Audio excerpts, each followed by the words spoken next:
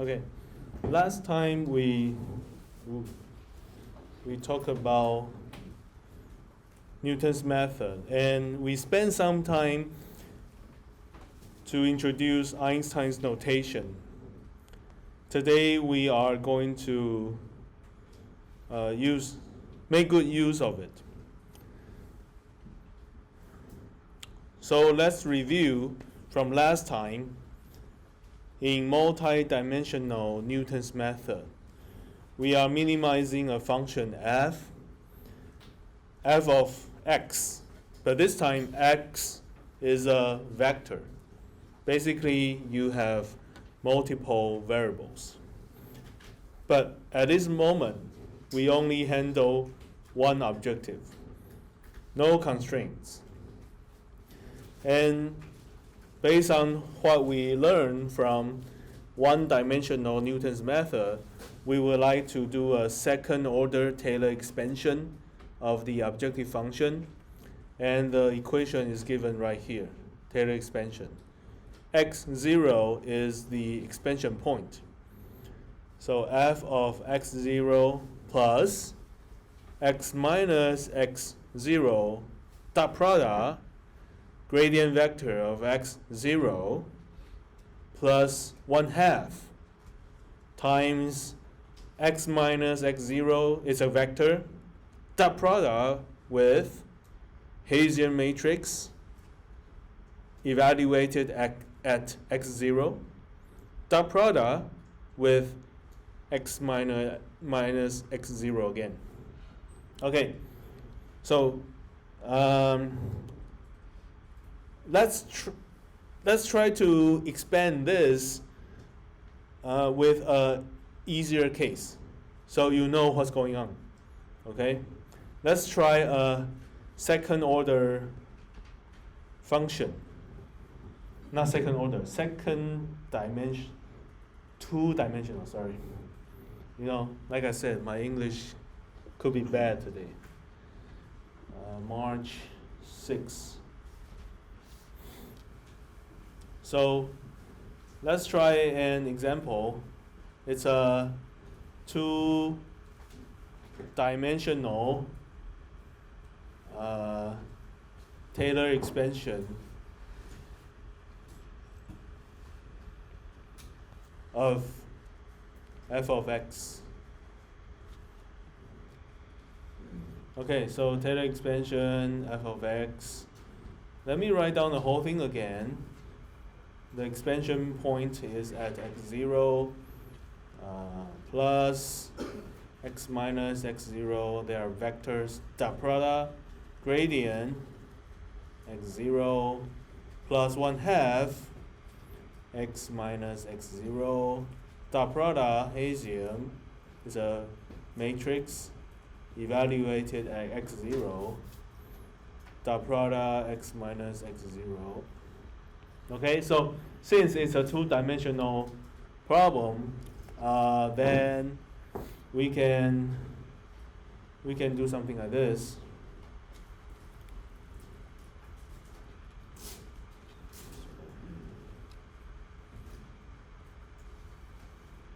This could be x1 minus x01, x2 minus x02. Okay, you see what I'm doing? I'm plugging in the components, or I'm expanding. I should say I'm rewriting the vectors into this matrix form, so you can read the component inside this matrix form. So basically, the vector of x includes x1 and x2, and x0 has two components, x01 and x02. Okay? Dot product with the gradient, so basically it's gonna be like this. This is gradient. And you evaluate at x0. This is what happened. Okay? And then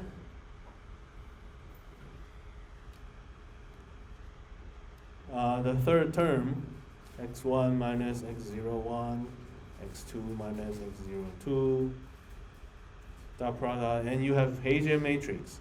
Let me write down the complete form of Hessian matrix.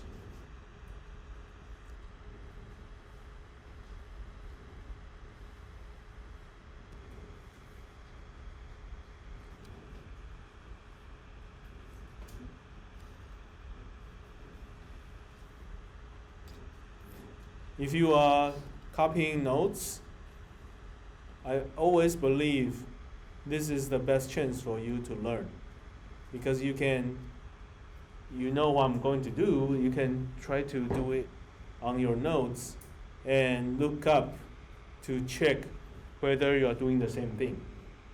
If yes, then you learn. I think this is how I learned when I study.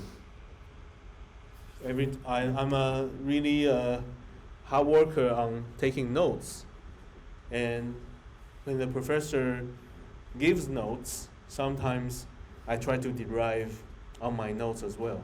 Not just copying, I try to do the same thing.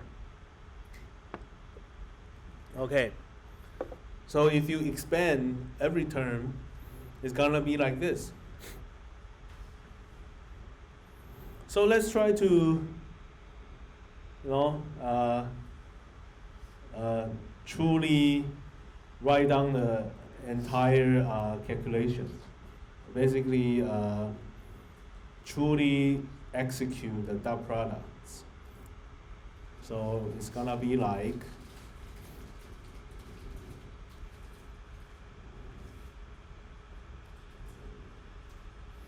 for the first time, it's gonna take a lot of time.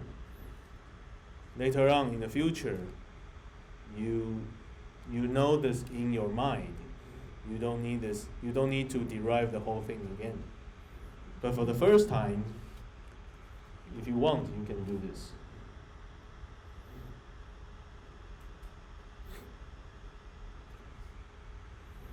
Okay. The other, when you have vector dot product matrix dot product vector, it's harder for you to get the whole thing in once. So let's do it in 2 steps. So let me do the dot product between the matrix and the vector in the back first. Then I will complete the first dot product, because that's more, I think that's easier for most people. So multiplying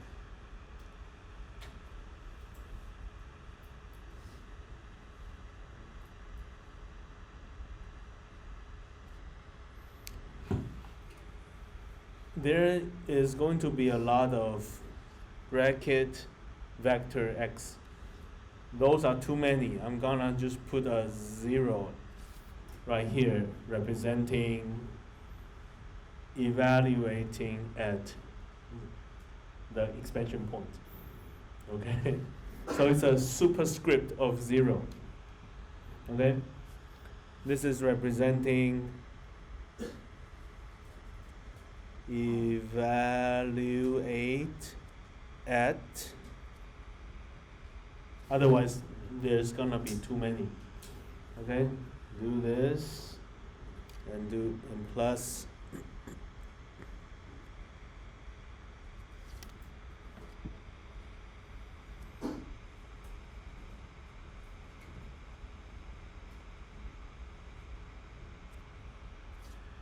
then the second item here.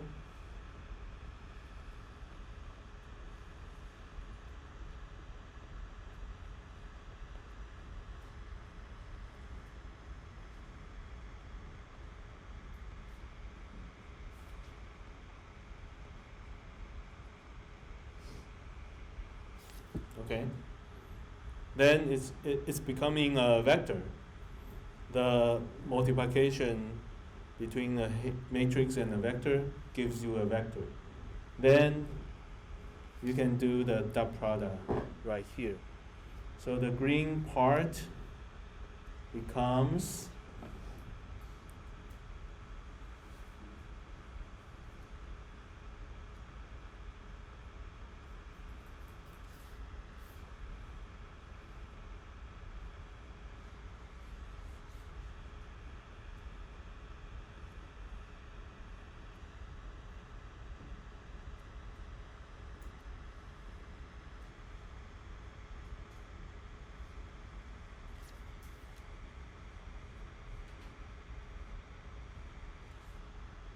okay, and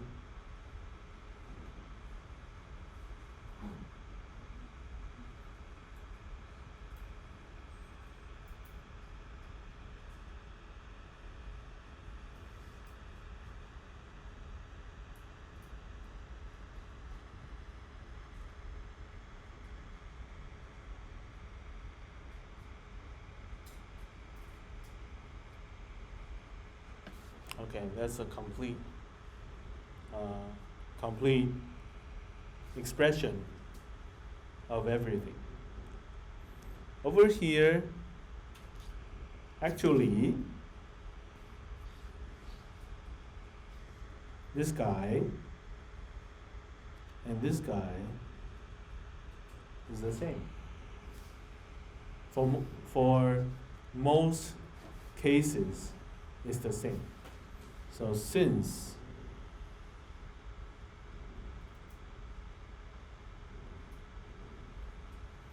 is the same as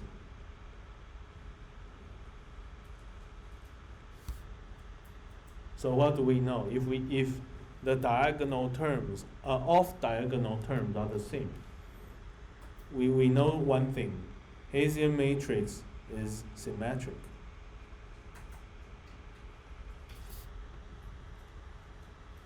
Why? Because let me show you. This is a Hessian matrix. If this is the same as this, it's symmetric. Okay, symmetric matrix basically means it's like taking a mirror at the diagonal line, and what's in the off diagonal is like taking a mirror. That's why we call symmetric matrix.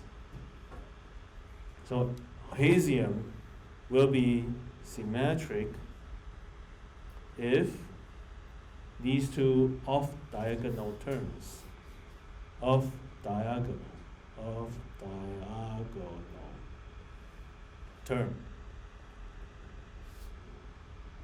Okay? What is off diagonal? This is diagonal. This is off diagonal.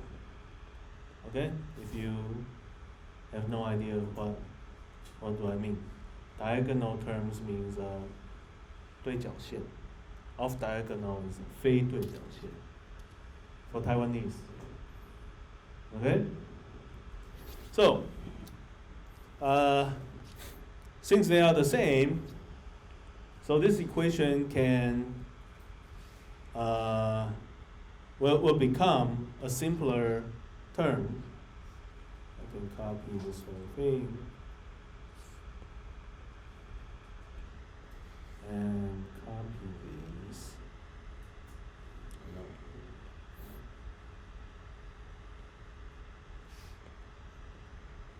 But with a 2 right here. Okay? And copy these.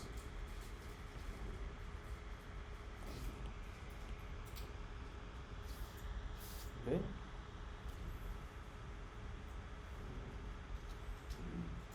So why do we want to expand the whole thing?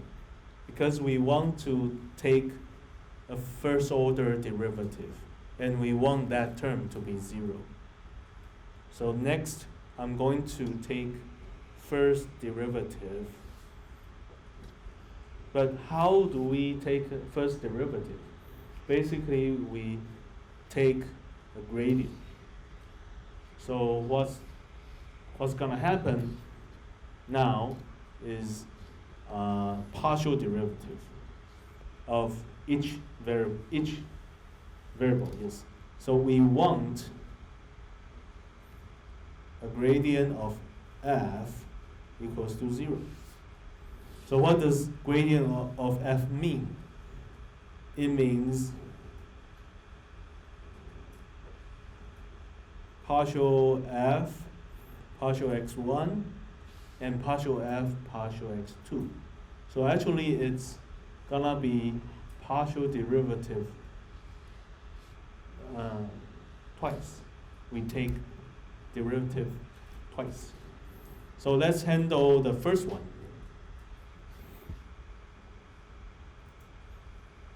So let's figure out where we can find the x1. So here is a x1. Here, right here is another one. Here's another one. That's it. These are the only locations where we have x1, the yellow circles, right? There's no more x1. How about inside inside this? Inside every derivative, because after you do the derivative, you plug in the expansion point. It becomes a value. So let me use a different color. The purple color here, the purple ones, they are just scalars. They're just values, because you already plug in expansion point to that expression. For example, if f is sine x, once you take a derivative, it's cosine x. And let's say the expansion point is located at x equals to pi. You basically plug in pi. So it's gonna be cosine pi. Cosine pi is a value. So there's no x1 in there. There's no variable inside anymore. It becomes a scalar. Okay? So only the yellow circles are the locations for x1. There's no other places that has x1.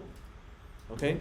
So when you take derivative, what you get at the end is gonna be this, the coefficient right here. Let me use red. The coefficient right here, right? Then we have a square term right there. We have a square term. So at the end, I have 1/2. Because of the square term, I have 2 times x1 minus x01 times the coefficient. Okay? Plus the final part. So here's a x1. So these would be the coefficients for that x1. So when you take first derivative, those are the things that's left. So it's gonna be, or it's minus.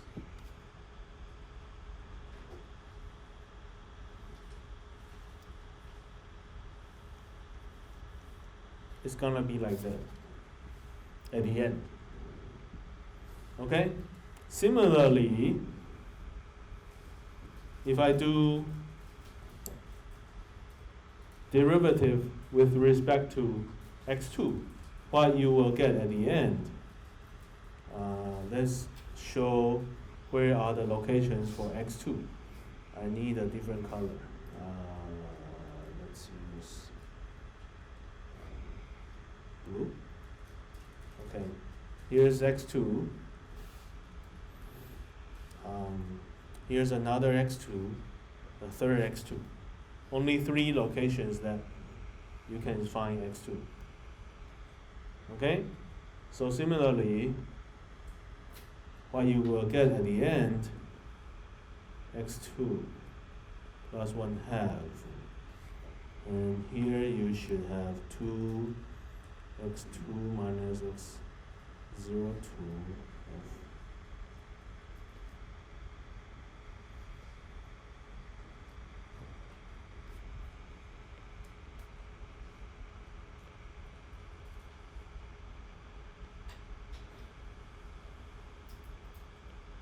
Okay, this is what you get at the end. And we want this to be 0, right? We want this to be 0, which means I want both of them to be 0. I want this to be 0, I want this to be 0. What does that mean? That means I can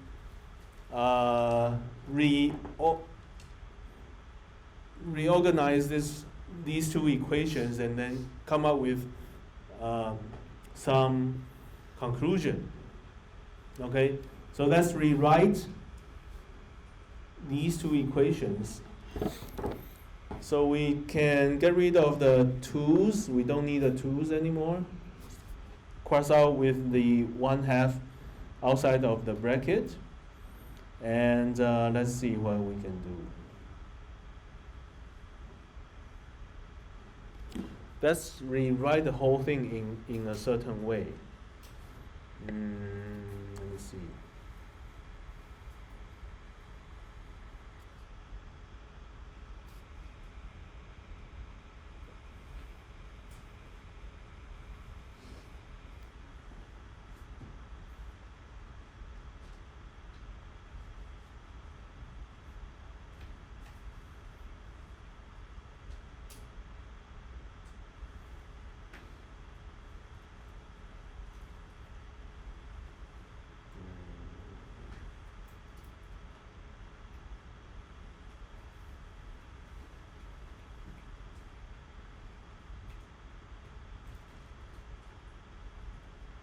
Trying to find a good way to. Okay, so what you can do is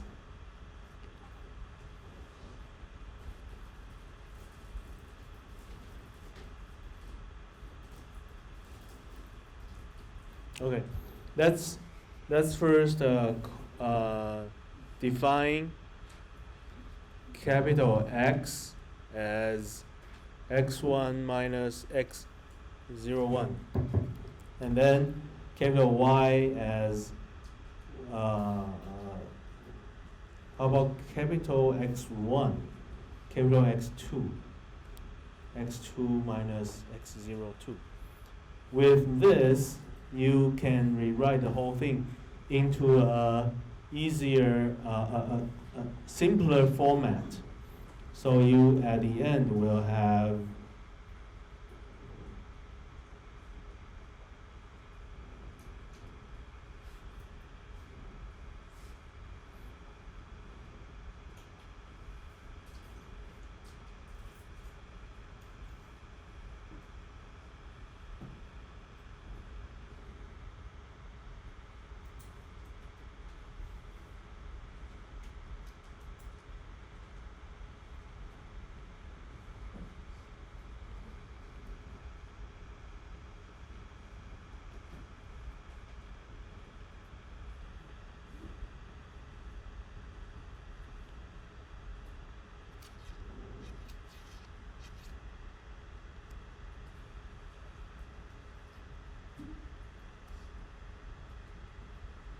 okay.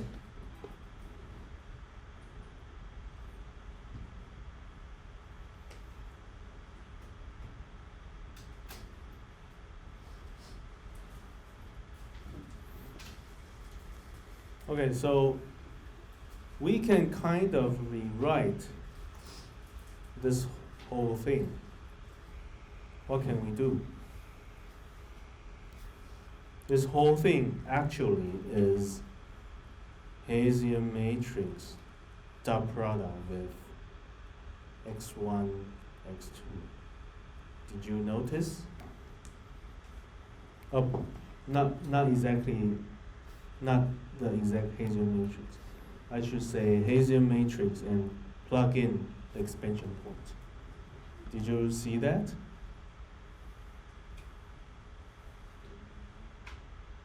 Everyone okay? The coefficient basically is the Hessian matrix, right?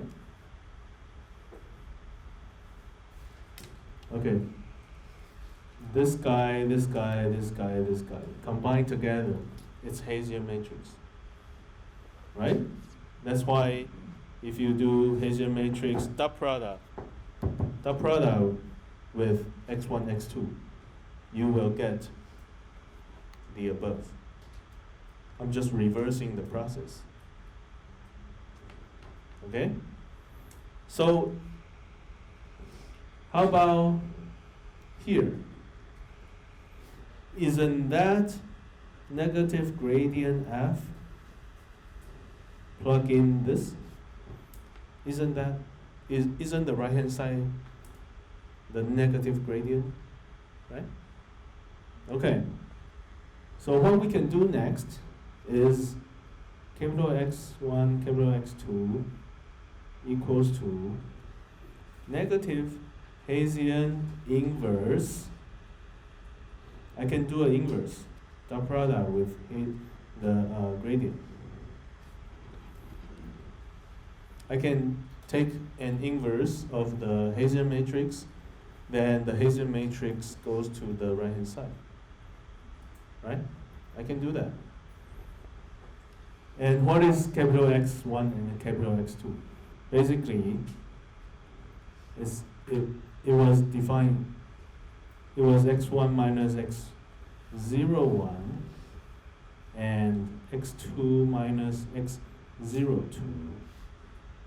So at the end, I actually have x1, x2 equals to x01, x02 minus Hessian matrix, plug in expansion point, dot product, gradient, expansion point.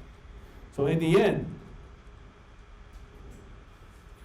this is the final expression.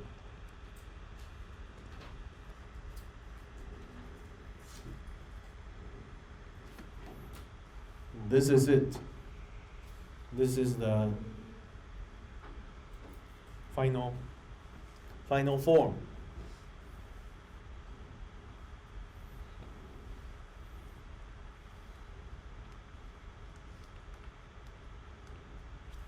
Okay?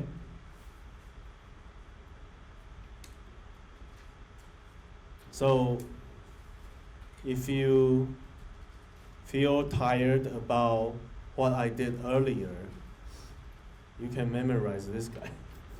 That's easier. Okay?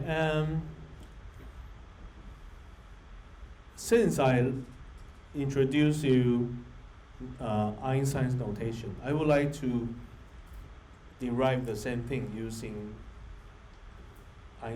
some of the Einstein notation.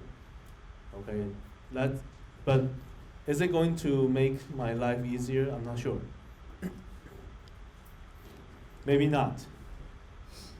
But it's a good way to wake myself up. Keep myself awake. Okay. We have this, but this is only a two-dimensional example. How are you sure this is okay for multi-dimensional? Maybe we're just lucky. So if we can derive the whole thing in a more general way, which is supposed to satisfy for any dimension, then it's better. So let's start from this guy.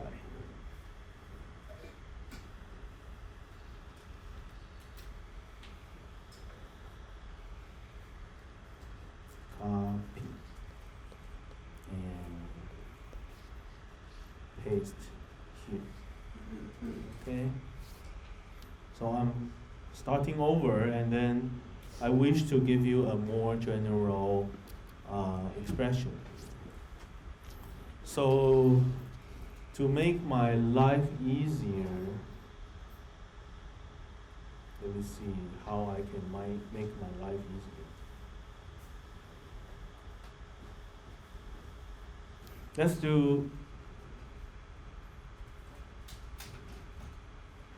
okay, let's check things one by one. We do have a term, we do have a, because so we are supposed to take a first order derivative. So basically taking a gradient. We are supposed to do this. We want to do this. Okay? So we need to see what's going to happen when we work on the following terms in the Taylor expansion. So we can ignore, we don't care this one. Don't care. Why? Because it's a constant. After you take first order derivative, it disappears. And we don't care this one, because x0 times gradient, this is actually a vector of scalars, because you already plug in x0 to the gradient. So these two multiplying, ends up with a value. And when you take first order derivative, it disappears. So what we care about is actually this guy, dot product, this guy. What we care about is actually these. So at the end, if I just pay more attention on those, it's something like this, right? And this time I'm putting a 0 up there. So in fact, it's like if I call it gradient 1, gradient 2, x1, x2, gradient n, xn, partial derivative. If I just make it short, gi represent partial f partial xi, plug in x0. So I just create this capital G for short. So it's basically a vector of g1, x1, g2, x2, until gn, xn, right? So if I'm sorry, I'm wrong. It's not a vector. It's a summation of them, sorry. Okay, the first mistake I made today. I'm wrong. Delete. It's a summation. Delete. Because two vectors. Okay, so at the end, it's actually this. xi and partial f partial xi, where you plug in x0. It should be something like this. Like this. And for Einstein's notation, for short, you can write this. Maybe just a 0 right here for short. So two exactly same index multiply. I should say two variables with the same index multiplying with each other, implying dot product. Okay, so this is Einstein's notation.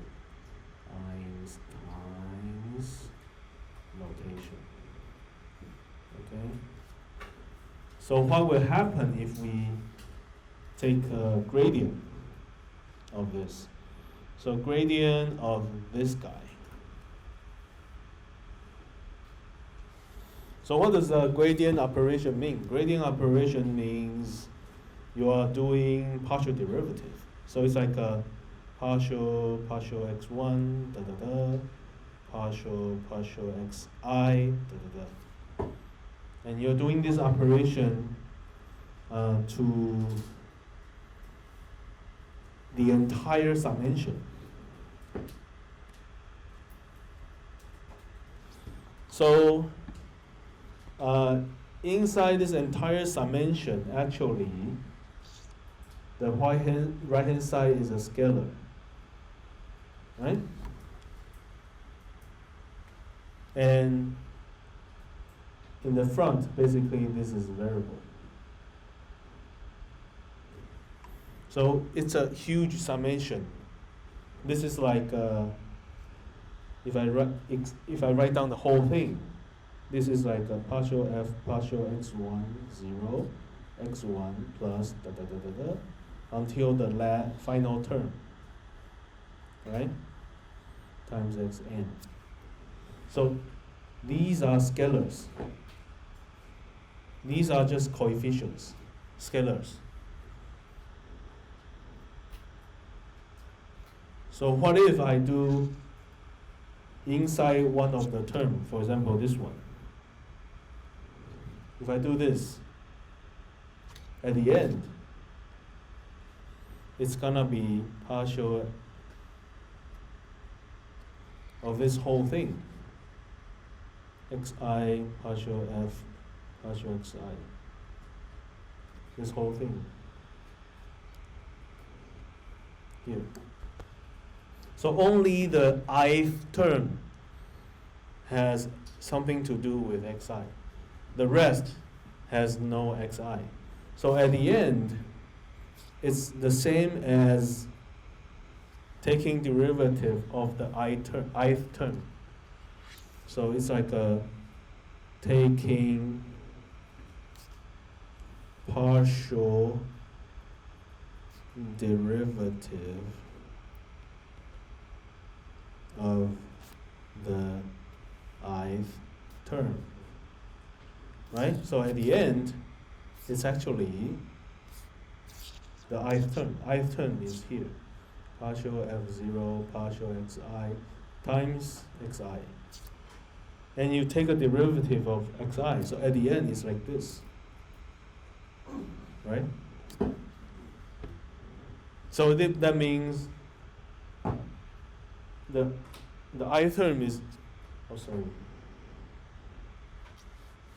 this is a vector. The ith term of this gradient is this at the end. So finally, the whole thing actually is like this.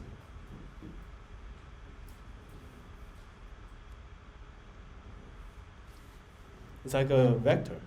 Do you remember if I use this normal basis? This means a vector. So this means you are doing this.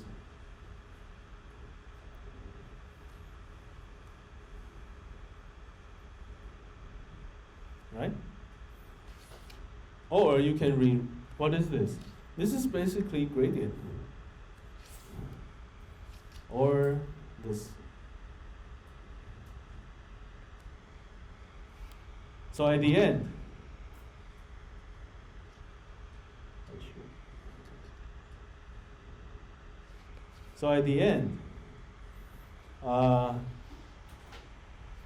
this whole thing, the yellow part, if you do gradient of the yellow part, at the end you have this.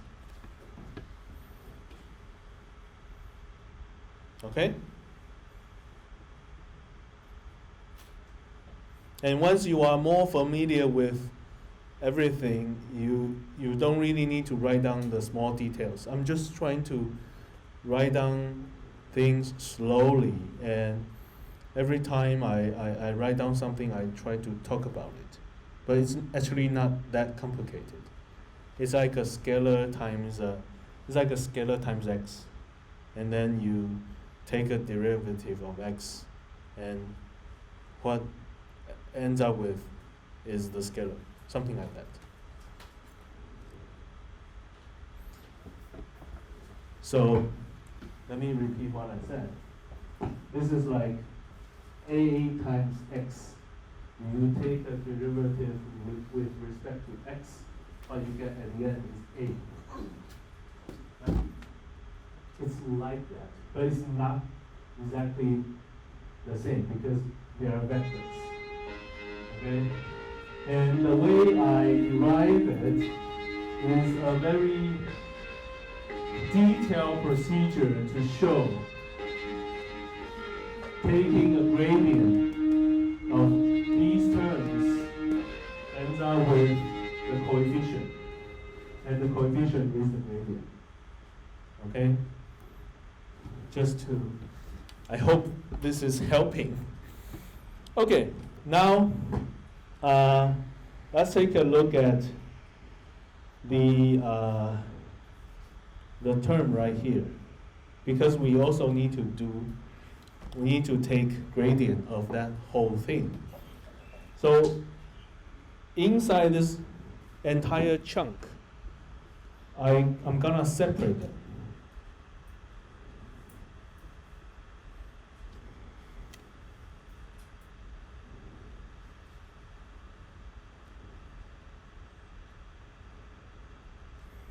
This whole chunk can be rewritten as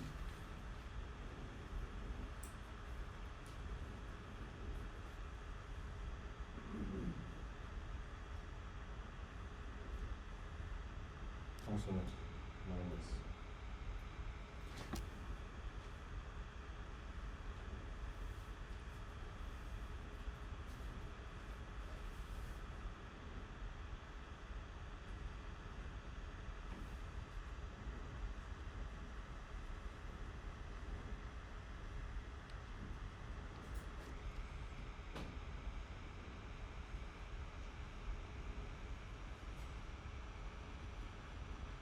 Okay, and when we take the gradient, we don't care this part, because what's inside this entire thing are just numbers. X0 is a vector of numbers. Hasium 0 is a Hasium matrix plugging in the expansion point. It's a matrix of numbers. X0 is a vector of numbers. So this whole thing, whole chunk, is a sorry. 喂，主任，不好意思，我在上课哎，不好意思，还是我中午拨致电给您。好好 ，OK， 拜拜。Okay, so yeah, so we don't care about the last term. We can just focus on the terms in the front, and we can try to handle.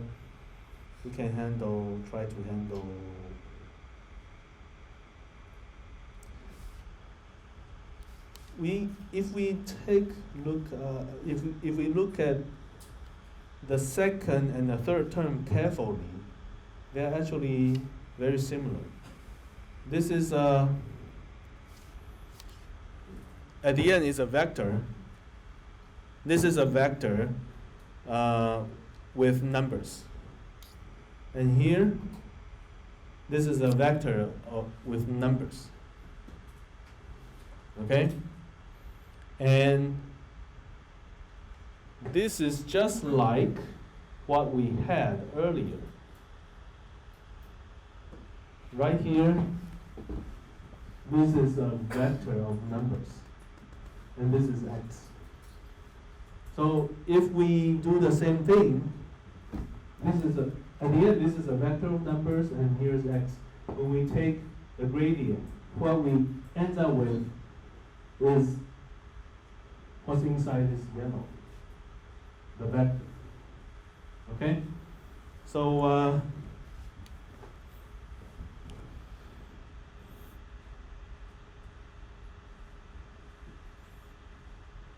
do we? Let me try to let's try to focus on this one, because this is what we had earlier. Okay. So we can rewrite this whole thing using Einstein's notation. So at the end, it's gonna be like it's a good time for us to review Einstein notation.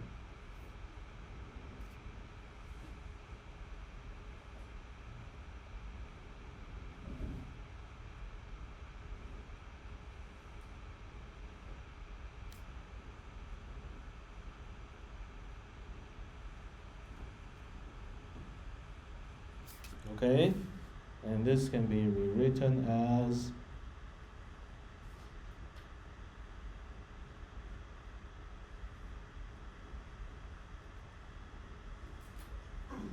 I missed the dot product.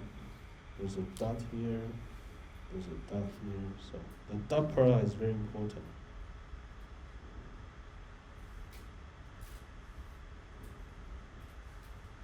Okay, and right here, this could be rewritten as Kronecker delta, okay, and then we can swap terms. Let's swap this guy, we can swap to I, and let's swap, I don't like L, so let's swap L with K. So at the end, I have xi h I k 0 x 0 k. Okay? So what does this mean? In fact, it means double summation. I from 1 to n, k from I to n.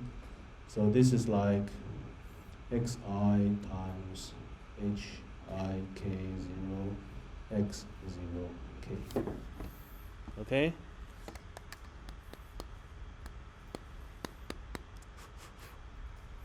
No sound. Okay. Let me just talk louder. Okay, if you do the same thing from here, I guarantee you at the end you will have x 0 k h k I 0 x I. Right? You can do exactly the same thing. And then let's take a look at what this is. This is actually summation. You can put, I intentionally put I in the front and K after I. And I can reorder this whole thing, xi, but right here, h is ki, not ik, where x is 0k. So the difference between those are the middle one. This is hik, this is hki, but remember we said hik equals to hki, because they are symmetric, right? So at the end, they're the same. At the end, these two are the same. So this whole chunk, let's use purple, this whole chunk can be rewritten as follow: minus xi h I k 0 x 0 k. Basically, it's a bunch of numbers multiplying xi. So let's try to take a derivative. So supposedly we are going to take a gradient of, we want to take a gradient we want to take gradient of this whole thing, right? So now we focus on the purple box. We take gradient about on the purple box. So basically it's like this.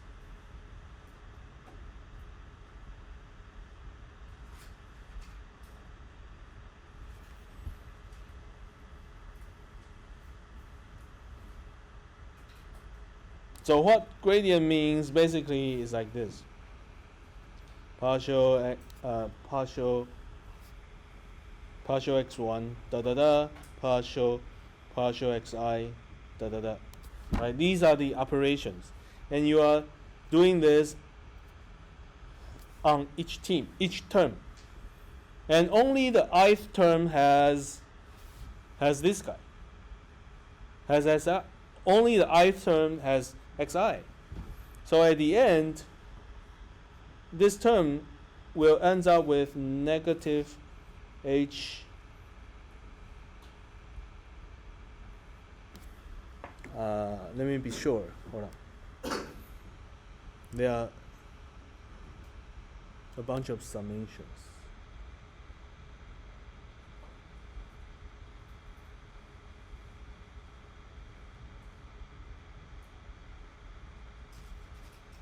So HIK 0 x 0 k. Yes. So what you get at the end, what is this? This is basically only summation on k. HIK 0 x 0 k.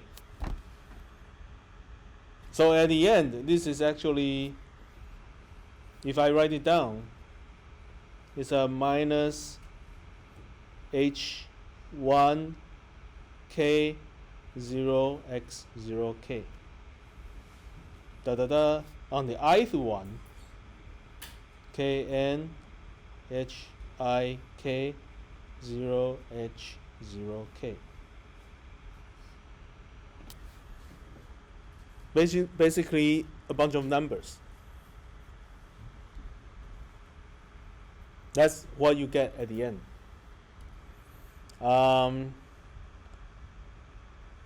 Or just write like minus HIK 0 x k, but this time you need to put an EI here, because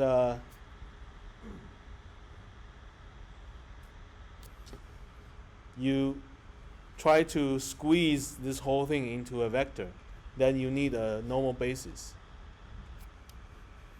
This is one. So at the end, it's actually a vector. Okay, this is the middle part, the purple part. Okay, the purple part.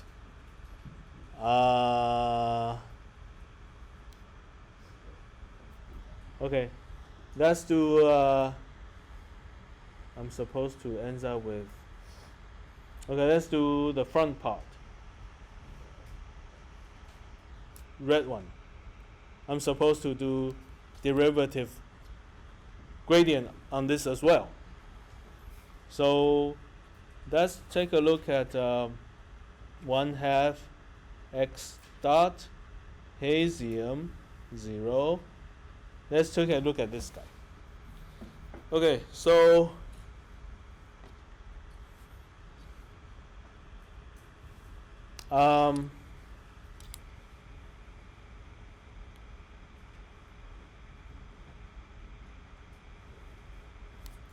if I rewrite this into let's forget about the 1/2. That would that would make my whole thing easier. If we rewrite this whole thing by Einstein's notation, let's rewrite again. Xi EI plus dot H J K E J E K dot X L E L. Okay, so this time we can be faster. is gonna be EXI HI K X K. Okay, it's gonna be like this, or this is just a coefficient. If you want, you can put it in the front. It's just a coefficient. So yeah. Another one question, that will be EI or EK? This one, the top E- after the matrix. EIEK. Should be EK. You mean? Oh, hold on. I missed the zero. But EIEK. Where is? After the matrix. At the middle? You mean this one? No, the red one. This one? On the top after the matrix. Combination. Here? Matrix running. No, I like K. Okay, because that's after Kronecker delta. Okay, let me not shorten the whole thing. Let me. Not cover this thing. I already erased it. Oh, right there?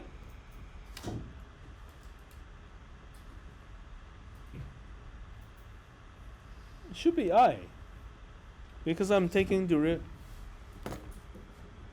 because see, this is a vector. This is first one, second one. This is I one. So this is representing this vector. There is the XK is there, so the normal. I missed the zero. So this is like this term. Actually, this whole thing is the summation. Okay? So this is still a summation. It's just missing the, because of Einstein notation. You can ignore that. But if I want to put this whole thing into one simpler term, we can put an EI here, just to represent it's a vector. This is the ith term of the vector. Right? And see, this is the ith term. So this exhibit on the constant because it's not changed with the. Oh, this whole thing inside this whole thing is a number. It's a number. Yes. It doesn't. After you, Okay. it makes sense because there's only one first order variable. When you take a gradient, it's supposed to give you constant. But we want to know what the constant looks like. Yeah, because you write the before XK, Yeah. so that's why I confused this. Yeah, because yeah, now it's K and K represent a summation. I and I represent another summation. Einstein's notation is supposed to be confusing, but once you are familiar with it, it helps you to derive general equations. Because see, without this, we usually derive in two dimensions. We never figure out how to derive in multi-dimensional. But in Einstein notation, it's infinite dimension, right? And it is supposed to be confusing. So if you are confused, don't worry. It is confusing to me as well. It's not easy, but that's one way to derive general equations. Okay, from here, so I guess I don't need to write the whole thing again. You guys know. Okay? So we are supposed to do a gradient of this guy. So basically I can just do this. Okay. What's gonna happen is that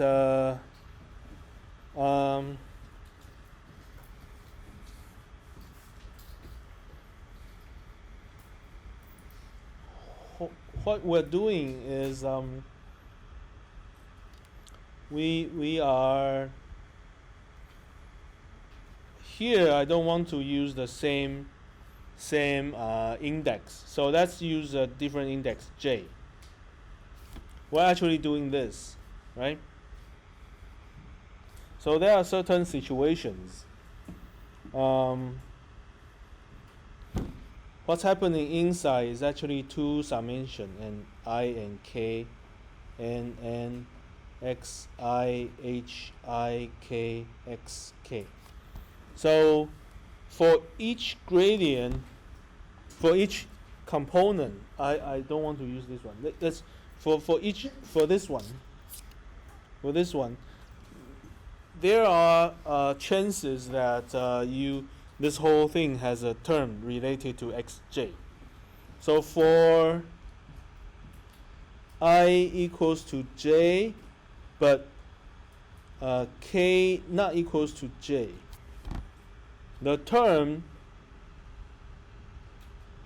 is right here. So for this case, I is j. So the result of the derivative gives you the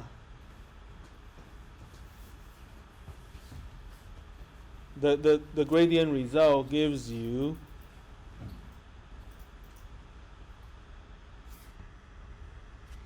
h, because it's I is j, so hjk xk. So for other cases, for I not equals to j, but k equals to j, then the partial derivative gives us the h, I is not j, so so xi, but this time h I j.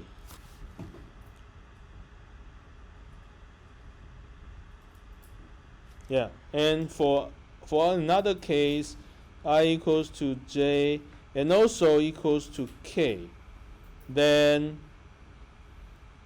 they are all j's now. So in this case, you basically are doing this. You are doing h jj xj square. So what you have at the end is 2 times hjj xj, and they are all summing together. All these terms are summed together.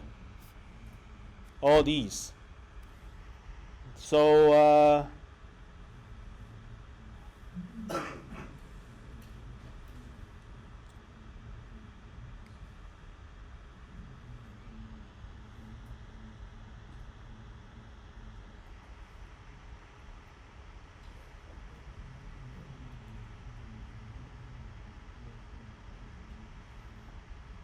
I forget to tell you one thing, that let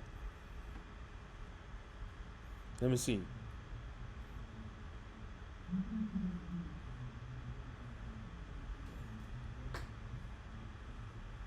Let me figure out what is the best way to continue. So at the end, let me try to continue. This is second order, right? This is second order. So it's gonna be a vector, actually. So this is actually a vector.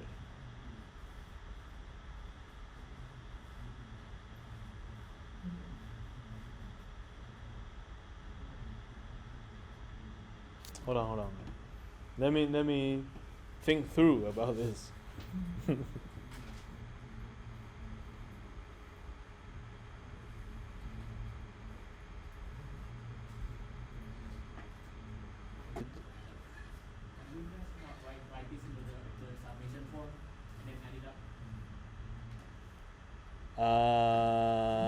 Yeah, you can. I mean, it is very complicated. So at the end,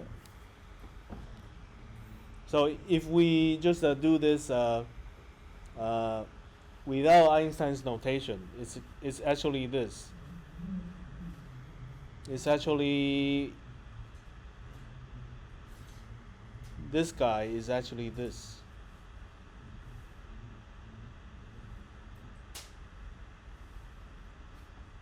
X I H I K X K, right?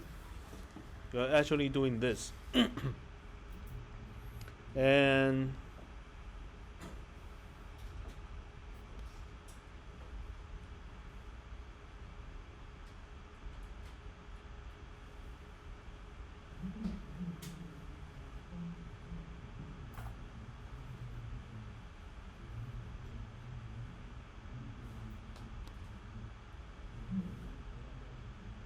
no, I was wrong.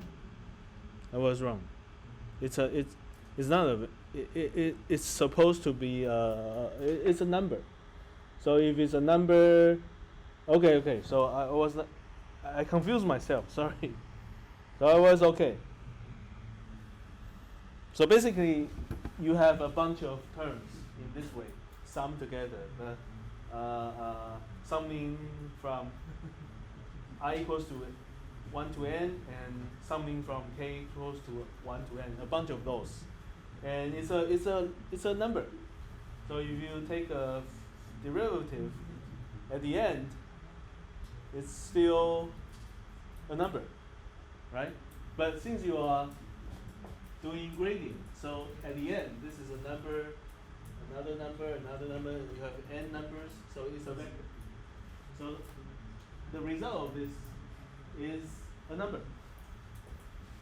Okay. So basically, the sum of those, at the end, you have the sum of those. To understand this easily is to view this without Einstein's confusion. So if you want to understand this in this way, then you end up with the discussion of those. Because now you have I, you have K, you have J. And you need to consider all situations, and the all situations are on the right. Those are the all situations. Whenever you have index I equals to J, K is not J, you end up with the terms I show you on the right. So at the end, this whole thing equals to HJK XK plus XI HIJ. And there's something I didn't tell you. This is actually can be rewritten as XK. You can rename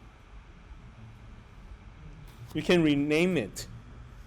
And you can, I should, because why can I rename it? This is basically sum of this, right? This is I from 1 to n. I can also call this K. I just need to rename from I to rename I by K. It doesn't change a thing, right? So that's why this, of course, can be rewritten as XK HKJ or HKJ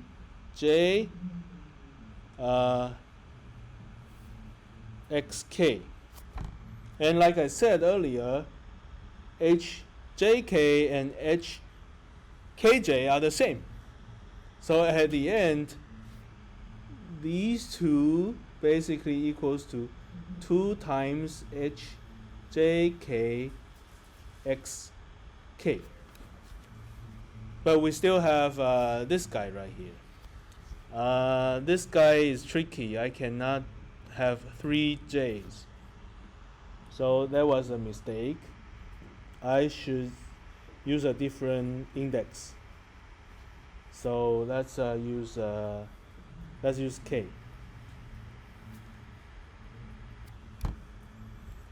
That should be okay.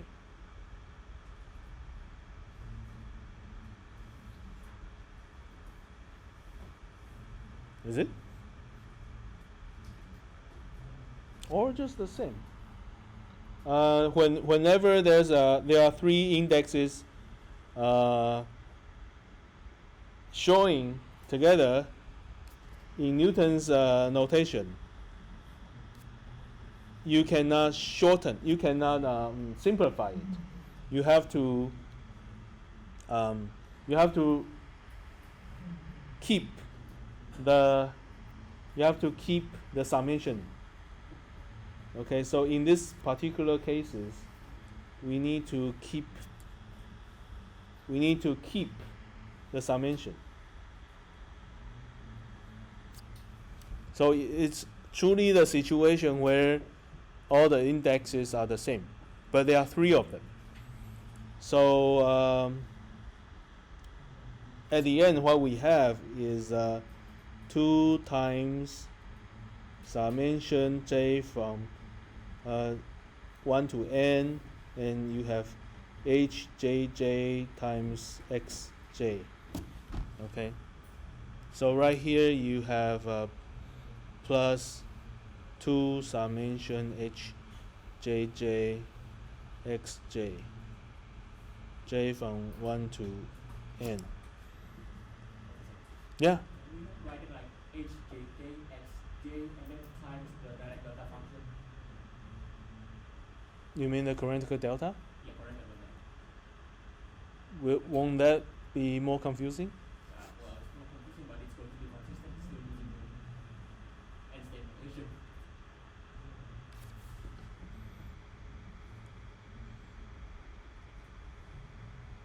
I'm not sure.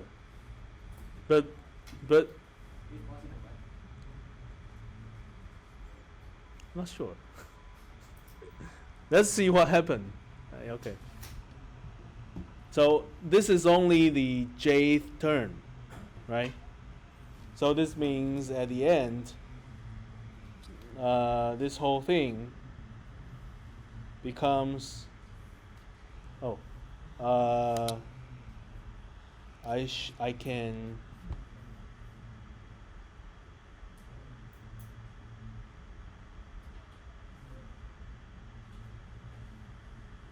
Just double checking.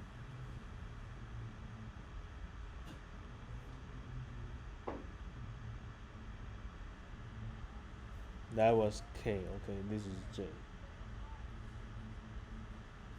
Can I just use HKK? No, they.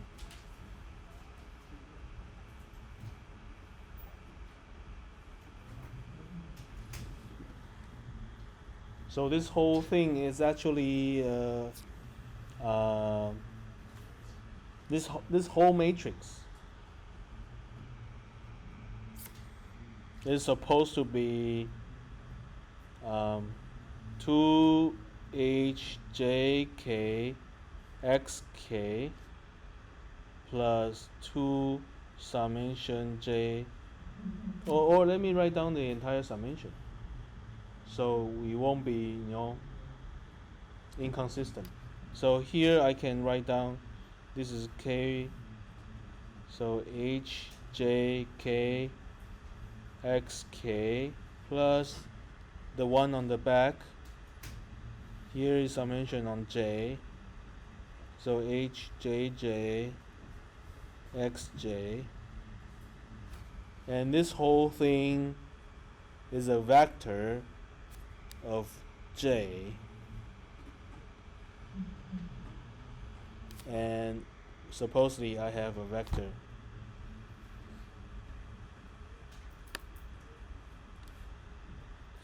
j again.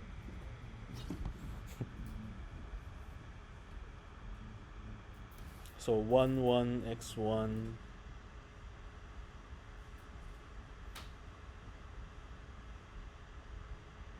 just double checking. Hold on. Here you have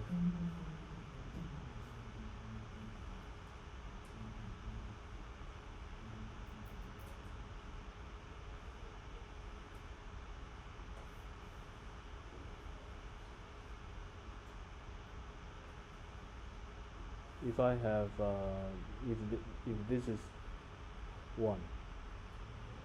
So H, how about H2 2? No, there's nothing.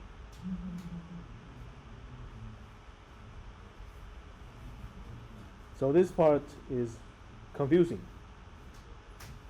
Now, so I better not. Okay, I better not just change them to J, because that would be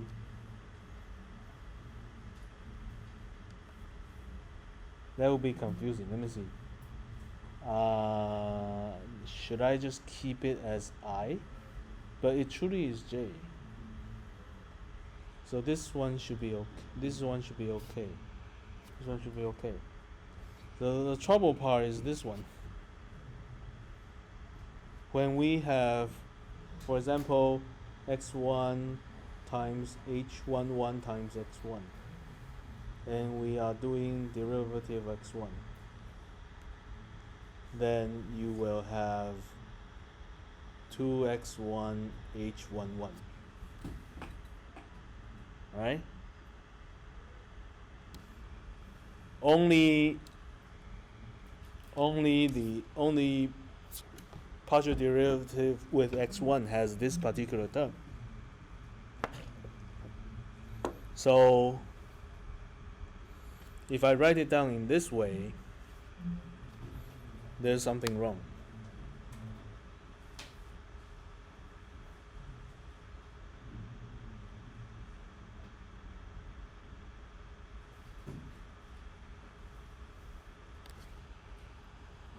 Let me see what we had earlier. We had this guy.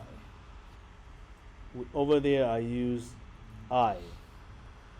No, I can use I here. No, this time I use J.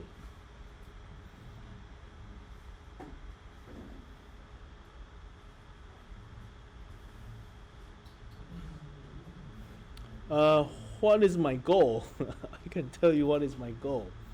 My goal is to get the exactly same thing.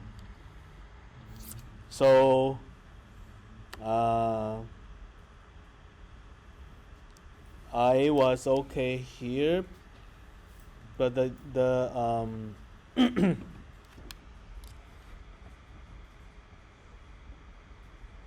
I'm supposed to have h0. I supposed to have this times x minus x0. So I just had this. This is okay. So I need to get this at the end. H times x. H times x is a vector. So let me derive backward. H times x is supposed to be like hij ei dot product xk ek. So what I wish at the end should be something like this. ei ej dot product. I can have connected delta here. Connected delta jk. So at the end, I wish I have ik xk. Oh, I have it. ikxk. So what happened to these guys?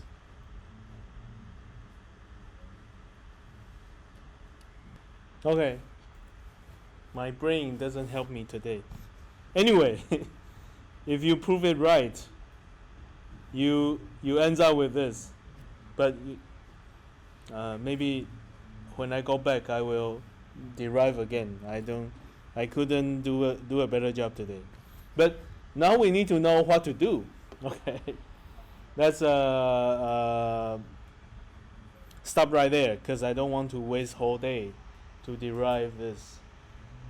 Okay, so once we have this equation, I think the next thing you want to know more is about how do we use it. So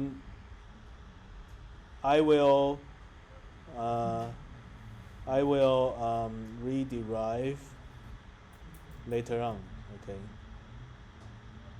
Because I really want to get it, but unfortunately not today. So to use it, initially you have so-called initial guess.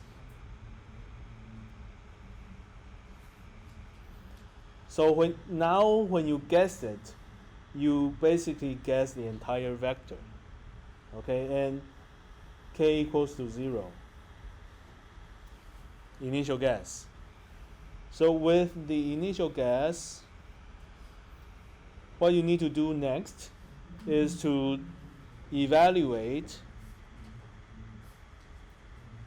gradient f xk and also Hessian matrix xk. You need to evaluate both. And what's next?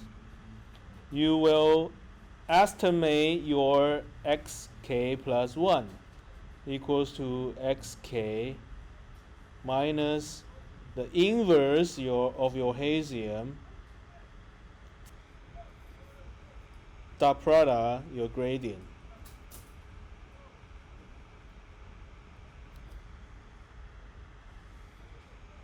Okay, then you will do convergence check.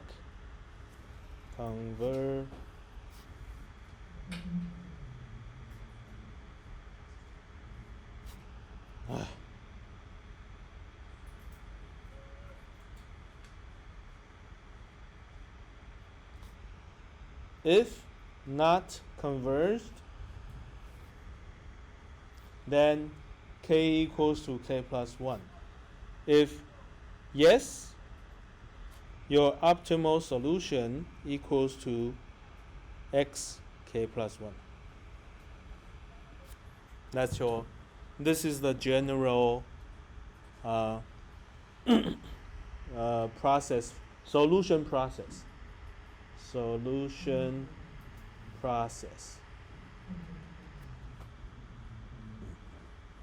Okay? So if you still remember Newton's method for one-dimensional, this is the Newton's method for multi-dimensional. Okay? Now I'm going to write a MATLAB code to show you how to do this.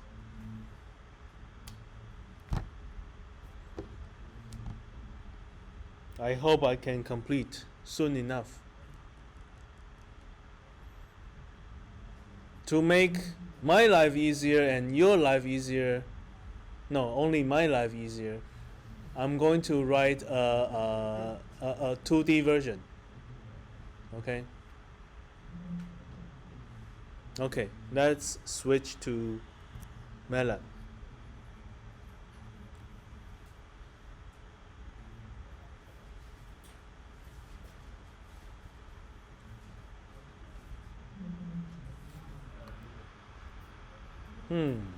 Where is the screen?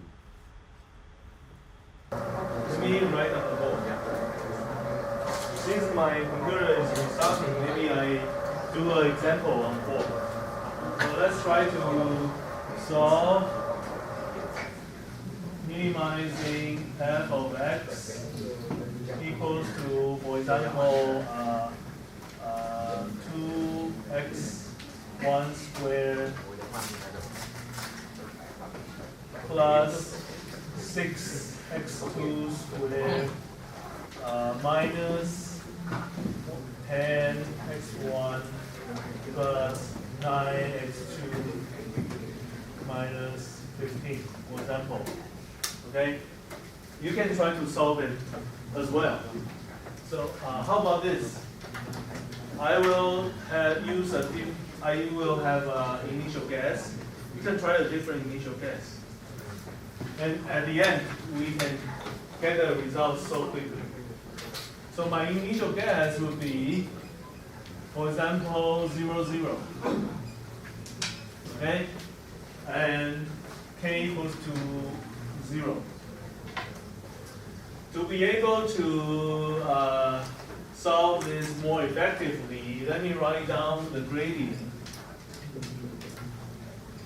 So partial derivative with respect to x1, so 4x1 minus 10. Then with respect to x2, 12x2 plus 9. Okay? And Hessian. First, partial derivative with respect to x1, so I get a 4 here. With respect to x2, I have a 0 here. This guy with respect to x1, 0 here. With respect to x2, 12 here. Okay? So to be more effectively, the inverse of it is actually 1/4 and 1/12. You can try to evaluate if you want. It's actually that. So I'm gonna solve this so quickly. Now, first iteration, x1 should be x0 minus Hessian inverse gradient bracket 0. Okay? And it's gonna be 0, 0 minus inverse 1/4 and 1/12 dot product gradient plug in 0, 0, so it's gonna be negative 10 plus 9. So at the end I should have 10 over 4, 9 over 12, negative. Right? Okay? Convergence check. This time if I want to check the difference between these two guys. So they are vectors. The way to check the difference is to check their distance. So this minus this. And when I do that, at the end, I am evaluating this minus 0, 0. So at the end, it's still this guy. And I am evaluating the length of this vector. It's definitely greater than 10 to the power of negative 3. So I'm not going to calculate it. So it's not converged yet.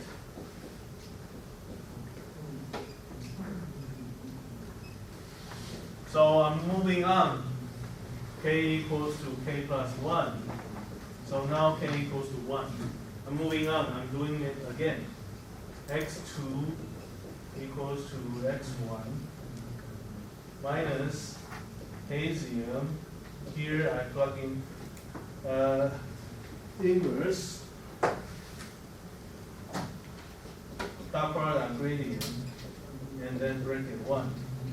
So here the solution was 10 over 4, negative 9 over 12, minus the inverse of Hessian, 1/4, 1 over 12, times, this time I plug in 4, 10 over 4 plug in, oh, it's 0. Negative 9 over 12 at the end is 0. So what you get at the end is the exact same point. Okay? What you get is the exact same point. Because when you plug in gradient, it's 0, 0. So I still need to do a convergence check. So I check the difference between the second one and the first one. You realize they are the exact same thing. This guy and this guy, right? So at the end, this minus this is a vector of 0, 0. Okay? So at the end, you are evaluating a vector, a 0, the length of a 0 vector, so it's 0. It's smaller than or equals to 10 to the power of negative 3. So converged. If it's converged, you can say the solution is actually the last one you got. So it's actually 10 over 4, negative 9 over 12. That's your optimal solution. Okay?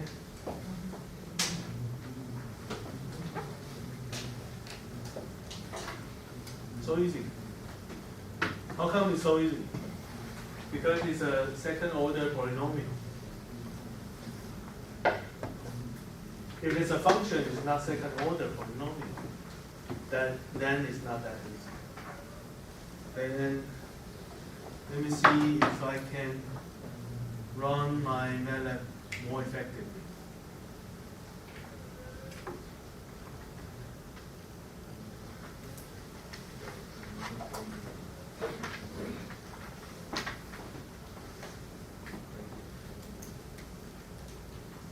Okay, good.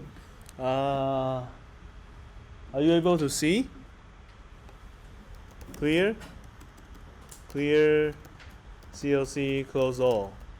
Like what I always like to do. This time, let's do symbolic. So I have x1 and x2. And let's define a function, f equals to just some random function.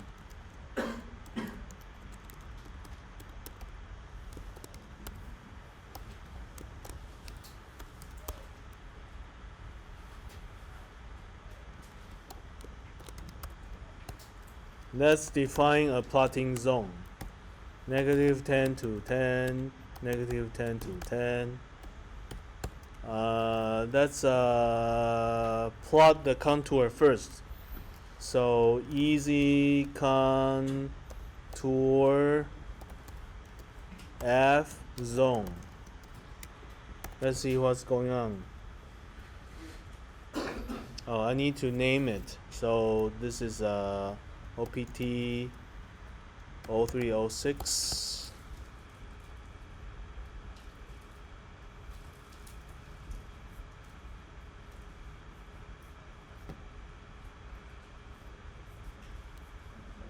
Okay. Oh, I should do a second order instead of first order. Okay, and let me make the contour thicker. So set each line width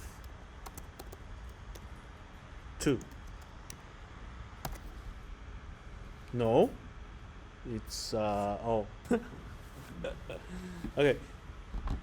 If I use contour, it's I need to write more codes. Easy contour is easy, but never mind. Okay, today is not a good day to do fancy stuff. So error 100, while error is larger than 10 to the power of negative 3, you need to do the following. So I need to have an initial guess. So hold on here. Initial guess. Let's use a capital X. So initial guess, for example, 5 and 5.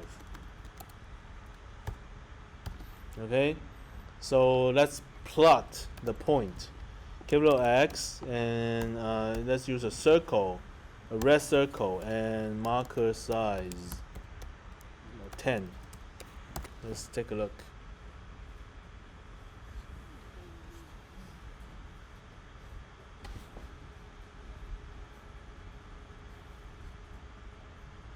Oh, sorry, not very effective today.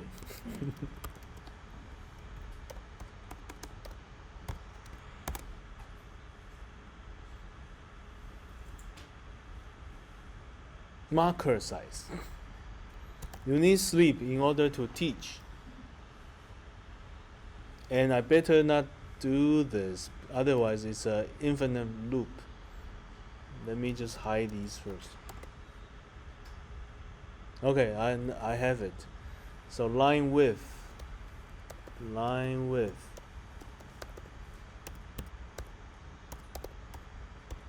Uh, 2. No, line width 2 is fine. Okay. So initially we are here. We are looking to find the middle of it, the medium point right here. So let's see how Newton's method is doing a good job. So now we need to evaluate the gradient. So the way we're going to evaluate the gradient is to do this. Grade equals to a vector is gonna be diff f and x1, diff f x2. So that's your gradient. Hessian, let me just call it Hess. So it's gonna be more items in here. So diff x1 and diff x1.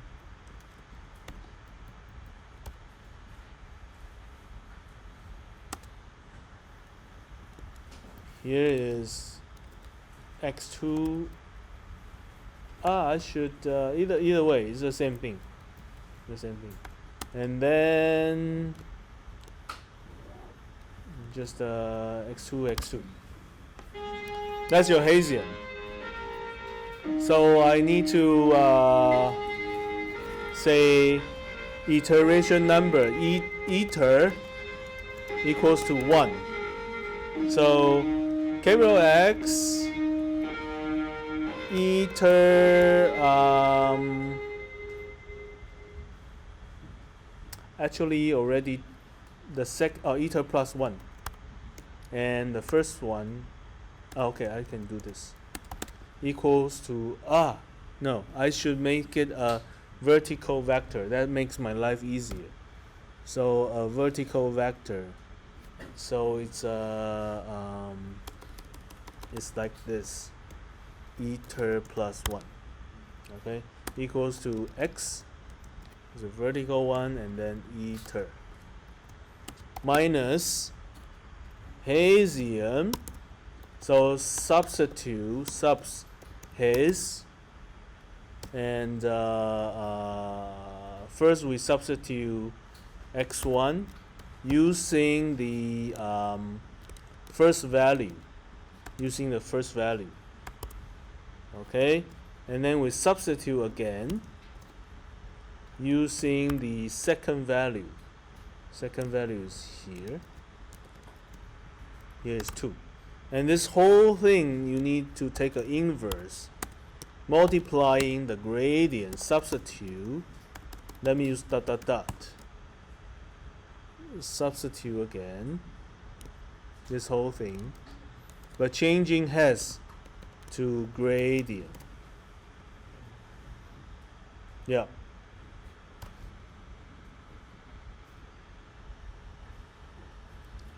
Should be right. And then we plot out the location of the new position. So here iter plus 1. And then we need to evaluate the difference. This time you use a norm. Norm means calculating the distance of a vector. So using the previous one minus the new one minus the previous one. That's your error. And then iteration number plus 1. Do it. Finish. I'm happy. So,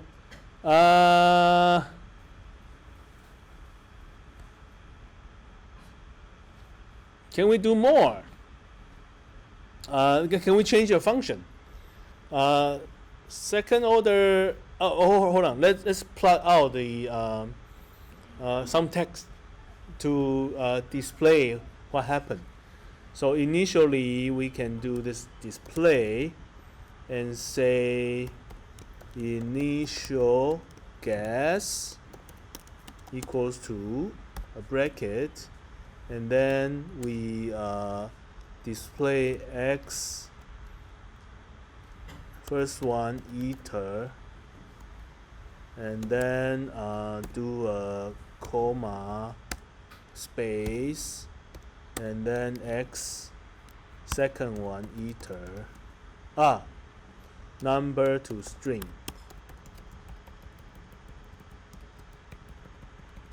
number to string. Oh, sorry. Thank you. Okay, so let's just check. Yes. Okay, I missed the ending of the bracket. So okay. And then when I'm every time I got a new result, I also display after I calculate the error. So here I will say iteration, I will say number to string, the iteration number, but yeah, this is fine. Put a comma here and say x equals to, then I need to have a +1 here, +1 here, and also I will say error equals to,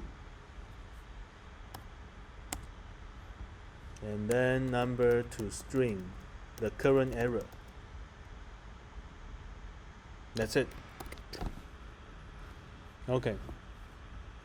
So you can tell initially 5, iteration 1, we get this actually is the result, but the difference between the new one and the original one is 6 point something. So you have to run it again. And the second time we get the same result. So the difference between the earlier one and the new one is 0. That's why it stopped. So let's try to solve a more complex problem. For example, I make it multiplying sine x1.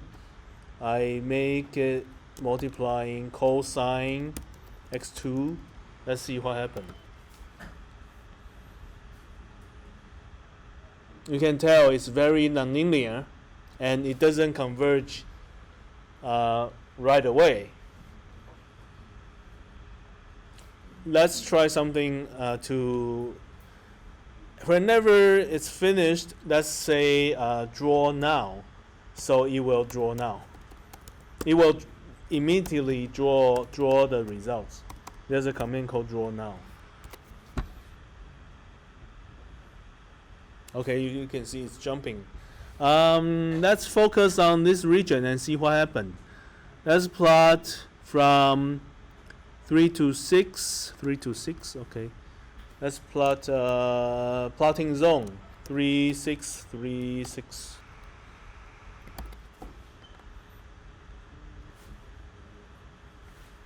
So you can see, let me make it slower. Whenever you say draw now, we make a pause for 0.5 seconds.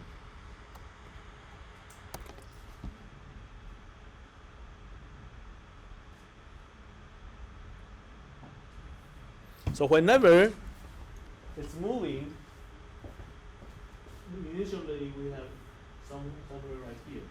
It's making a second order approximation of the function, and it thought the result is right here. And this second order approximation is being made every time, and then it will move on to a new position of that second order approximation. And it eventually converge at this point. But is this the global minimum? maybe not. But it's a low point. In this region, this is the lowest point. Okay?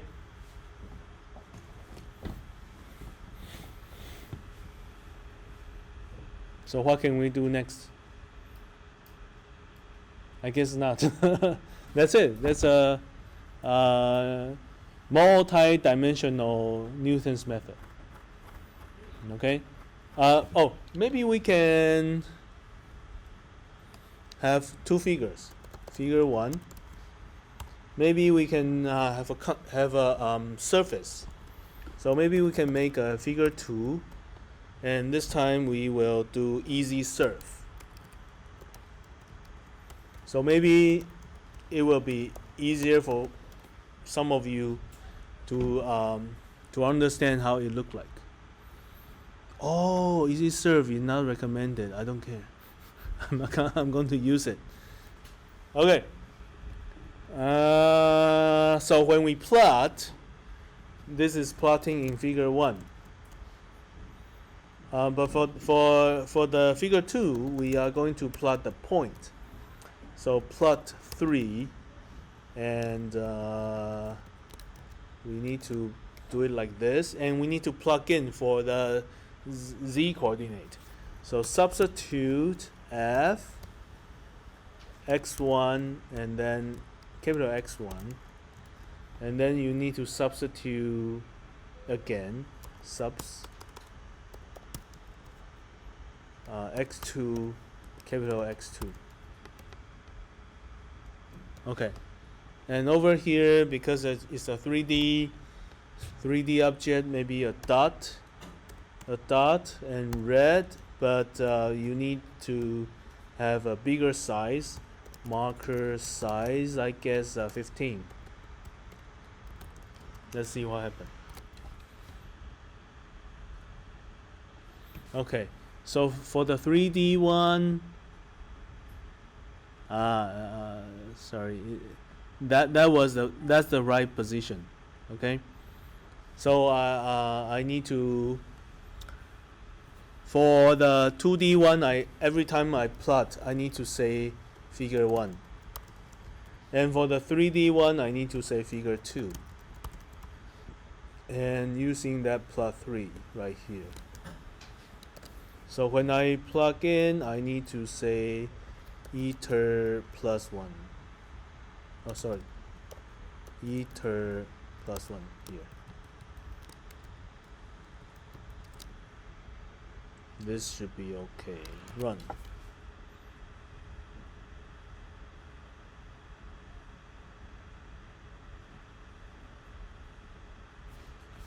Here, something is wrong. Ether plus 1. Ether plus 1. And you know, it's switching from left to right is not good for comparing. Maybe I use a different let me use a subplot. What did I do?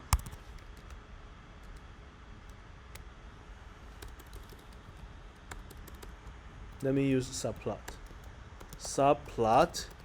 So subplot is 1/2 in the first one. Okay. And here subplot second one. So you can easily compare side by side.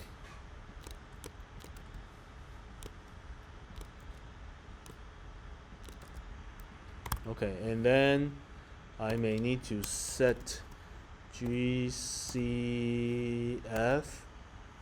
location 50, 50, 1,000, and maybe 800 and 600.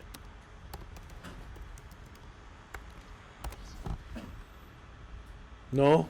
What happened? Oh, not location, position.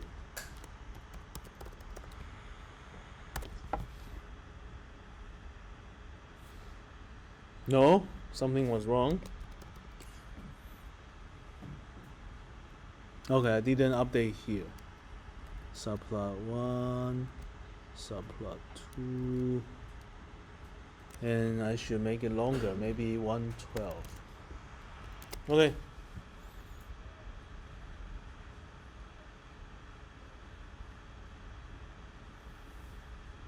Okay, can you see better? From here you can tell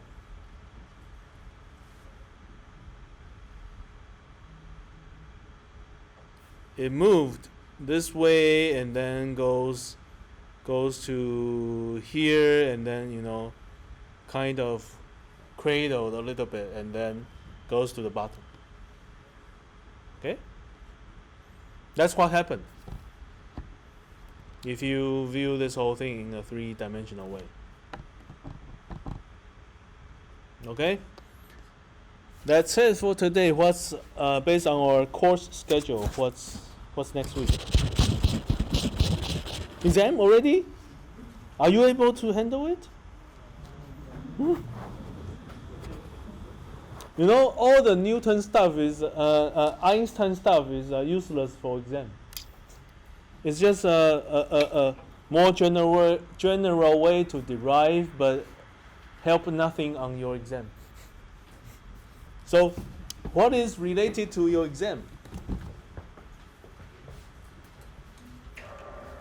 What's on the board? The solution process. If I give you a problem, you need to know how to solve it. You don't need to use a MATLAB code. You just need to know how to solve it by hand. And I'm not going to give you something second order polynomial because that's too easy. I'm going to give you some function that requires multiple times of iteration, so you can enjoy practicing your calculator, doing inverse of matrix. Oh, you need to know how to do this. I'm gonna give you a three-dimensional matrix. So a three-dimensional problem. So for your Hessian, it's gonna be like this, right?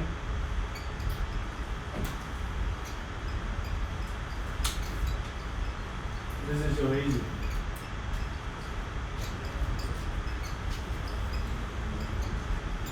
If it's a three-dimensional problem,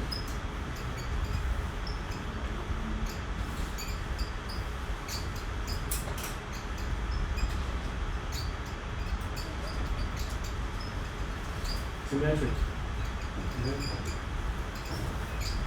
But you need inverse, right? You need to know how to do inverse. It should be okay for you. It's good. Because later on, when you solve the problem I give you, this part is important. It's not this easy anymore. Right? So when exactly?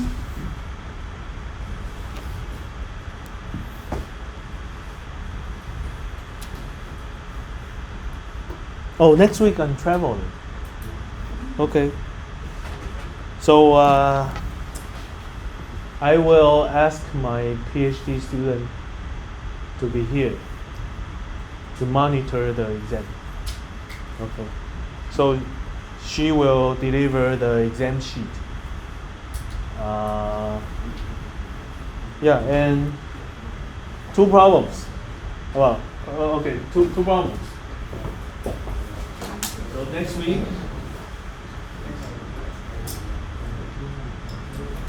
two problems. One is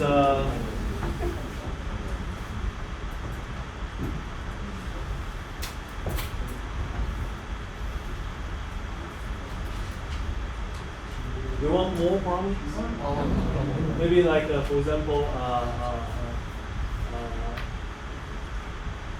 definition kind of problems, or it's like a how do you say that? It's like a Definitely, yeah, definition problem. What are the three important things in optimization? Auxiliary function, variable, and constant. Equals. Something like that. Do you like that? And what does iteration mean? It means you solve for, you iteratively find the solution until the convergence criteria are satisfied. Something like that. You want that? I don't like that because I need to read. Okay, this pass. Okay. No, it's totally wrong. Okay. Maybe a little bit. How do you call that kind of problem? Definition problem. Okay, so maybe some definition problems.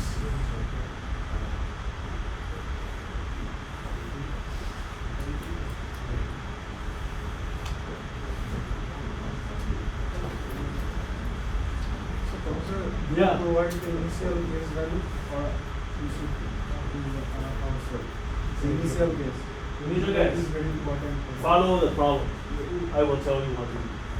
I probably will give everyone a different initial guess. Like for example, the initial guess is the last two digits of your student ID. So your neighbor won't have the same unless you have the exact same. So in that case, someone maybe need two iterations, someone maybe ten. But you will never know what. Maybe I will say the last digit is your birthday or of your height. It's some random, very random expression. So you cannot just give a number that is the same as your neighbor. So you cannot cheat. Right? Unless you have a identical twin. He has everything the same as you.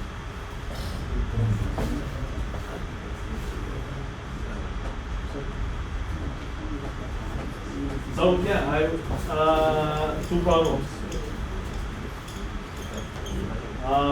So let's do a 1D problem and a 3D problem. How about this? The 1D problem will be very simple. It's one dimension. 90%. No. So probably I will do 20% for this, and then 40. How about this? I think this one will be pretty easy for you guys. Because the challenging part will be whether you will make a mistake. Because the equation is so simple.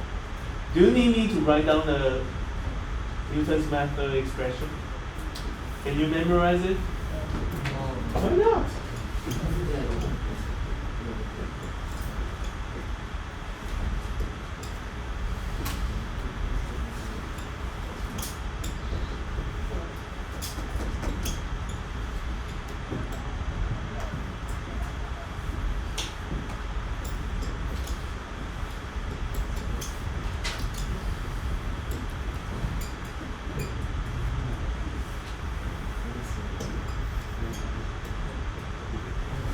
So this is the 1D version, multi-dimensional version.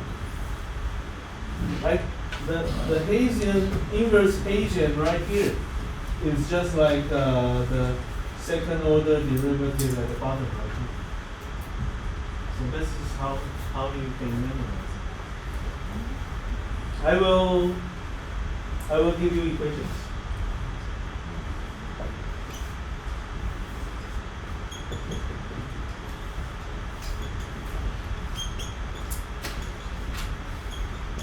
Okay? I will also give you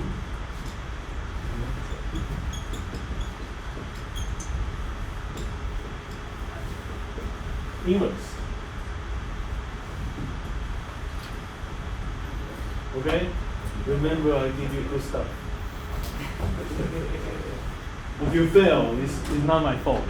I give you all the good stuff to help you pass. What else do you need? Okay, just to give you a hint, what's gonna happen later on.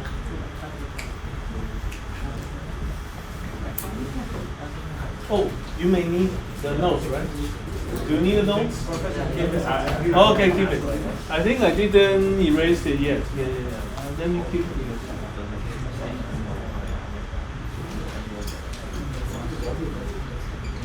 Okay. Let me give you a hint what's gonna happen. In Newton's method, what we don't like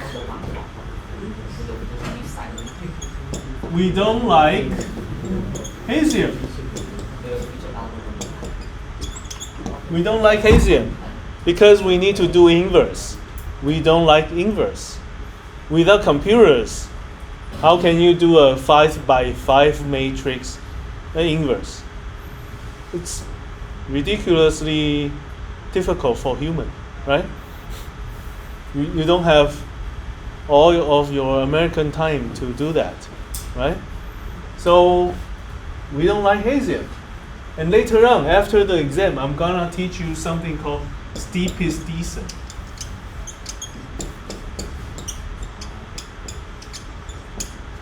Steepest descent method. So what does that mean? Let's say this is our design contour, objective function of the contour of the objective function. So let's say, just like what I showed you on the MATLAB code, if the initial gas is here, Newton's method may be quite effective. Probably you will find a point right here. And maybe next run, it goes to somewhere here. And the third run maybe already reaching somewhere very close to the optimum. But it requires the information of Hessian, which is the second order derivative information. Basically, this is telling some information about the shape, because second order derivative takes care of the shape of the function. It tells more to the method. Steepest descent doesn't care about the shape. It cares more about the direction. It still follows the negative gradient direction, but it has no information about the shape. Basically, no information about the second order gradient. Second order derivative, sorry. So what's gonna happen for steepest descent is going to be like this. It's going to follow the negative gradient direction. This is negative gradient direction. It's going to follow that direction. And later on, we're going to figure out a point that is maybe the lowest point on that direction. And then in the next iteration, it's gonna move in this way, which is also the negative gradient direction, and trying to find the lowest point right there. And again, it's going to do something like this. It's having a zigzagging trajectory. Zigzag. This is called zigzag. For Taiwanese, you may not know what is zigzag. This is zigzag. So steepest descent is going to move like this, zigzagging. The good thing about steepest descent is that no need Hessian. But the drawback is zigzag. It's taking a lot of iterations to find the solution. So usually steepest descent requires more iterations. Usually more iterations. And usually Newton's method requires less iterations. Okay, so it really depends on what kind of solution process you want. In many cases, we really don't like second order derivative. So maybe steepest descent could be a good way.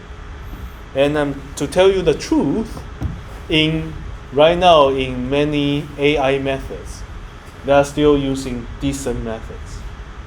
Maybe not exactly steepest descent, but they are just using this kind of linear approach.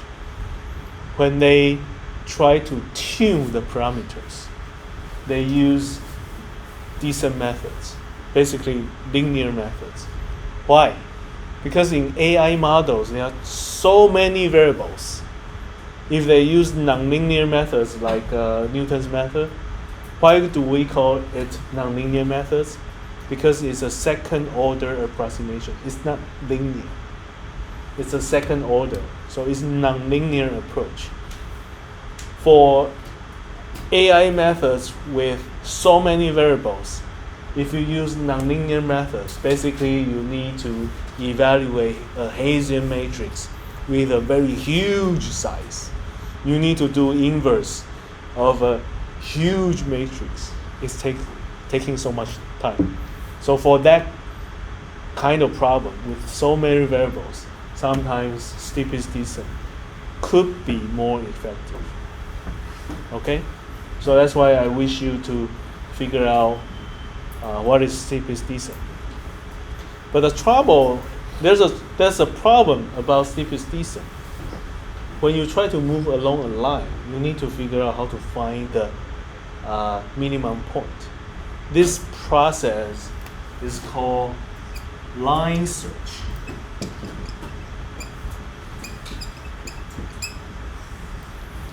Mathematically, line search is not easy to understand.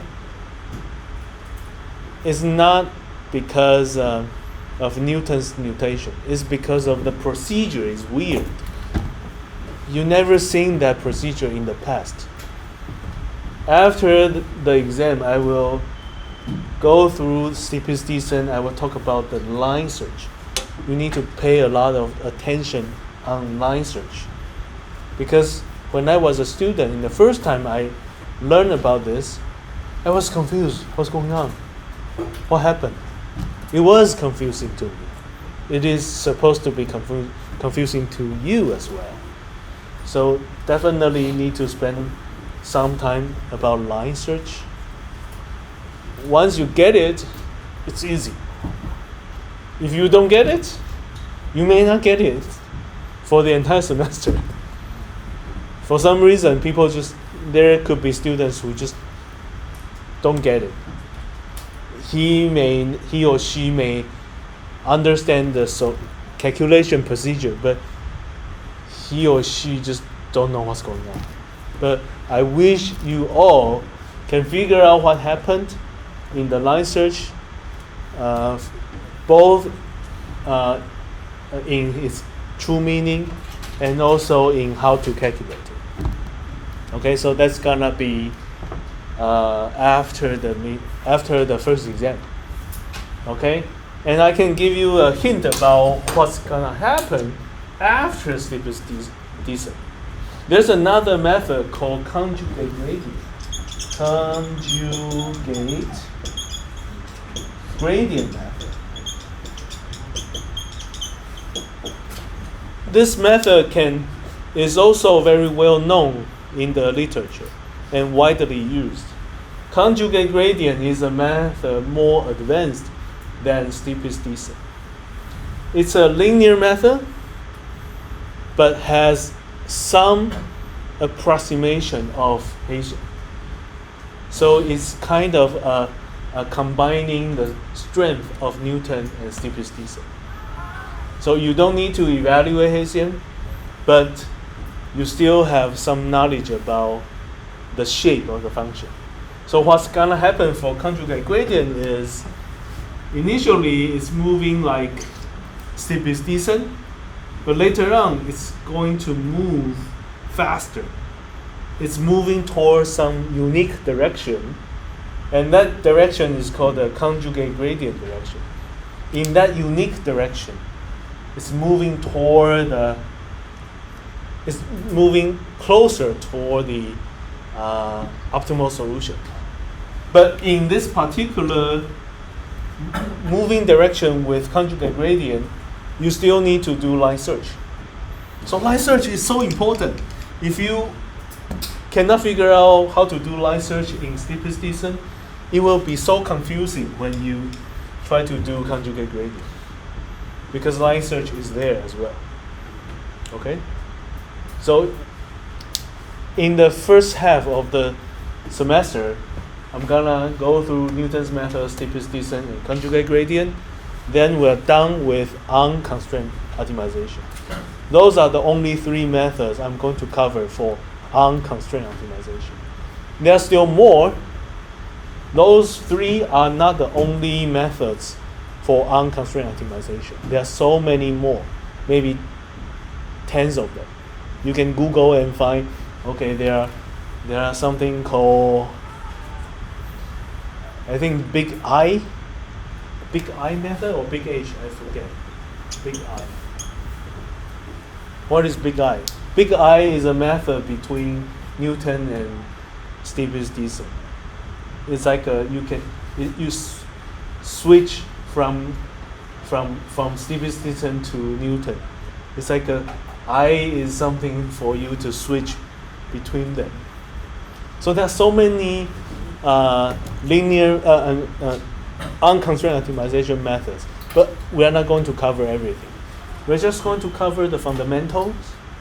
With those fundamentals, later on when you read the paper, you can quickly understand what they're doing. Okay? So that's everything for me today. And let me turn off this so you can get what you want.